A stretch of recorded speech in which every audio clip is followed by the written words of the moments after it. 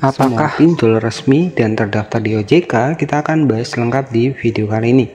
Ya, jadi sebenarnya untuk di pinjol sendiri itu ada dua opsi. Ya, ada pinjol yang legal dan juga pinjol ilegal. Nah, artinya ya apakah semua pinjol resmi? Ya, itu tidak semuanya, teman-teman. Jadi ada yang resmi, ada yang tidak. Nah, kalau yang resmi itu adalah yang legal, yang sudah masuk dalam otoritas jasa keuangan ataupun diawasi oleh OJK. Nah, yang ilegal itu adalah pinjol-pinjol yang tidak diawasi oleh OJK ataupun belum terdaftar di OJK. Nah, jadi seperti itu. Nah, apa dampak resikonya di pinjol ilegal? Ya, jadi ilegal itu adalah yang belum ya.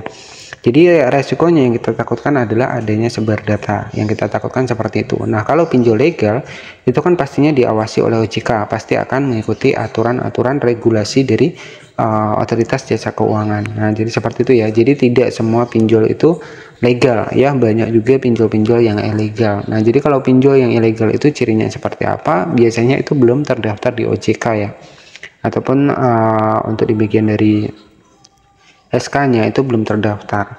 Nah, di sini ya buat teman-teman semua, jadi untuk mengecek pinjol itu tinggal masuk ke Play Store seperti ini. Kita ketikkan saja pinjol ya, pinjol seperti ini. Nah, di sini itu kan banyak sekali, memang di sini itu banyak sekali aplikasi-aplikasi pinjol yang bisa teman-teman lihat ya. Di sini ada Kredit One, ada Samir, ada Kredivo, KTA Kilat, Aku Laku, jadi banyak sekali ya.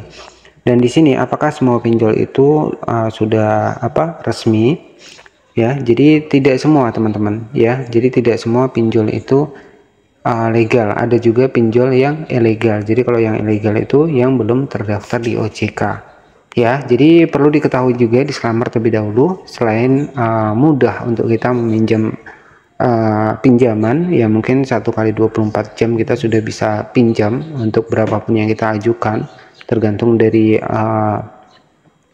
kemampuan kita, tapi kita juga harus mengetahui apa dampak resikonya. Nah, dampak resikonya ketika kita gagal di pinjol ya, itu biasanya kita akan ditelepon, diteror, ataupun bahkan di WA ya. Jadi ya informasi-informasi seputar angsuran kita.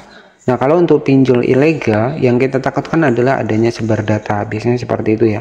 Jadi kalau sebar data tuh ya data kita itu akan terlihat misalkan di share di mana gitu ya. Jadi banyak yang biasanya menghubungi kita. Jadi seperti itu ya.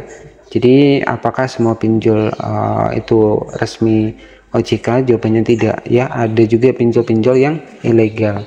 Nah, nanti untuk mengetahuinya silahkan klik saja di bagian dari aplikasinya.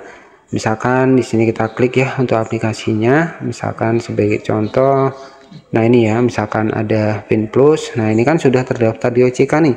Jadi jelas nih di sini di bagian tentang aplikasi kita klik seperti ini. Nah, di sini kan sudah nih, sudah terdaftar di OJK, ada juga nomor izinnya. Ya, jadi kalau yang ilegal itu pastinya nggak akan ada muncul berizin di OJK seperti ini.